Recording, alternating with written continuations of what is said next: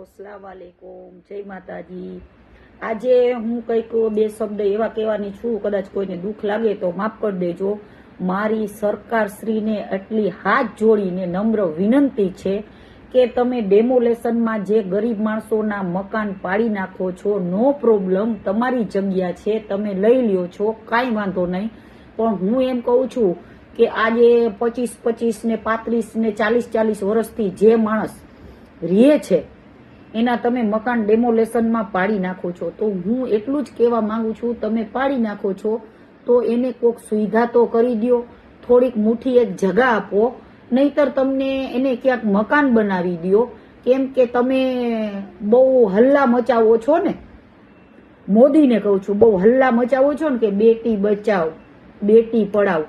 આજે ગરીબ માણસોના ઘરમાં 3 4 દીકરીઓ હોય તો આજ તમે એનો મકાન પાડી નાખો છો, તો એ જુવાન દીકરીઓને લઈ ને આ એવો સમય આવ્યો છે કે રોડ માથે રહે છે, ક્યાંય મંદિરોમાં આશરા લઈને રહે છે, એવી રીતના એની જિંદગી પસાર કરે છે।